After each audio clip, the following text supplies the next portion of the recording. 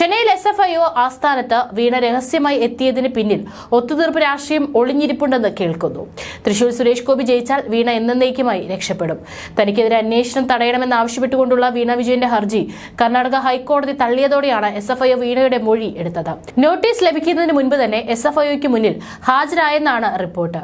വാർത്താമാധ്യമങ്ങളുടെ കണ്ണുവെട്ടിച്ചാണ് വീണ എത്തിയതെന്നാണ് സൂചന. ചെന്നൈയിൽ മാത്രമാണ് ദക്ഷിണേന്ത്യയിൽ SFIOയ്ക്ക് ഓഫീസുള്ളത്. തിങ്കളാഴ്ച രാവിലെയാണ് വീണ ചെന്നൈയിൽ ഓഫീസിലെത്തിയത്. കമ്പനികാര്യ നിയമത്തിലെ ജാമ്യമില്ലാ വകുപ്പായ 212 ചുമത്തിയാണ് അന്വേഷണം നടത്തുന്നത്. ഇതാണ് മുഖ്യമന്ത്രിയുടെ മകളെ അങ്കലാപ്പിലാക്കിയത്. ഈ ആഴ്ച തന്നെ നോട്ടീസ് നൽകുമെന്ന് SFIOയുമായി അടുത്ത വൃത്തങ്ങൾ പറഞ്ഞിരുന്നു. നേരത്തെ SFIO വീണ മാസപ്പടി വാങ്ങിയെന്ന ആരോപണത്തെക്കുറിച്ച് CMRലും KSIDCയിലും നേരിട്ട് പോയി അന്വേഷണം നടത്തിയിരുന്നു. അന്വേഷണം തടയണമെന്നാവശ്യപ്പെട്ടുകൊണ്ടുള്ള വീണയുടെ ഹർജി കർണാടക ഹൈക്കോടതി സിംഗിൾ ബെഞ്ച് തള്ളിയതോടെ CPMനും വീണ വിജയനും വലിയ തിരിച്ചടിയാണ് ലഭിച്ചത്. 2013 കമ്പനീസ് ആക്ട് 210 പ്രകാരം രജിസ്റ്റർ ഓഫ് കമ്പനീസ് അന്വേഷണം നടത്തുന്നതിനിടെ സമാന്തരമായി 212 വകുപ്പ് പ്രകാരം SFIO അന്വേഷണം നടത്താൻ പാടില്ലെന്നായിരുന്നു വീണ വിജയന് വേണ്ടി ഹാജരായ അഭിഭാഷകൻ വാദിച്ചത്. എന്നാൽ കോടതി വാദം തള്ളി. സോഫ്റ്റ്വെയർ സേവന കരാറിന്റെ പേരിൽ 1.25 കോടി രൂപ വീണ വിജയന്റെ എക്സാലോജിക്കിന് നൽകിയെന്ന് SFIO വാദിച്ചു. ഈ കേസിൽ വാദിക്കാൻ സർക്കാർ ഖജനാവിൽ നിന്ന് 25 ലക്ഷം രൂപ ചിലവഴിച്ചാണ് അഭിഭാഷകനെ വെച്ചത്. ഇനി കർണാടക ഹൈക്കോടതി ഡിവിഷൻ ബെഞ്ചിനെ വീണയ്ക്ക് സമീപിക്കാം. പക്ഷേ അതിന് നല്ലൊരു തുക ഇനിയും ചിലവഴിക്കേണ്ടി വരും. ഇപ്പോൾ തന്നെ കോടിയേരിയുടെ മക്കൾക്കില്ലാത്ത സംരക്ഷണം പിണറായി വിജയന്റെ മക്കൾക്ക് CPM നൽകുന്നു എന്ന ആരോപണം പല കോണുകളിൽ നിന്നും ഉയരുന്നുണ്ട്.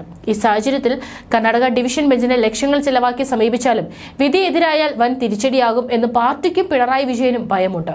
അതുകൊണ്ടുകൂടിയാണ് വിവാദങ്ങൾക്ക് നിൽക്കാതെ വീണ ഏജൻസിക്ക് മുൻപിൽ ഹാജരായത്. മുഖ്യമന്ത്രി പിണറായി വിജയനും ഇടത് സർക്കാരിനും എതിരെ കേന്ദ്ര സർക്കാർ നടത്തുന്ന രാഷ്ട്രീയമായ വേട്ടയാടലാണ് വീണ വിജയനെതിരായ അന്വേഷണം എന്നാണ് തുടക്കത്തിൽ CPM നേതാക്കൾ ആരോപിച്ചിരുന്നത്. എന്നാൽ കേസിൽ ഹൈക്കോടതികളിൽ നിന്നും തുടർച്ചയായി തിരിച്ചടി നേരിട്ടതോടെ CPM ഇപ്പോൾ മൗനം പാലിച്ച് മുഖം രക്ഷിക്കാൻ ശ്രമിക്കുകയാണ്.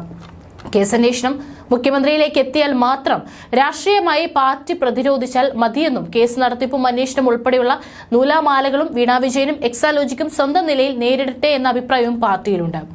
SFIO അന്വേഷണത്തിലേക്ക് എത്തിയത് രജിസ്റ്റർ ഓഫ് കമ്പനീസ് നടത്തിയ പ്രാഥമിക അന്വേഷണത്തിന്റെ അടിസ്ഥാനത്തിലാണ്. ചില പൊരുത്തക്കേടുകൾ ഉണ്ടെന്ന് ROC നൽകിയ റിപ്പോർട്ട് അനുസരിച്ചാണ് SFIO രംഗത്തെത്തിയത്.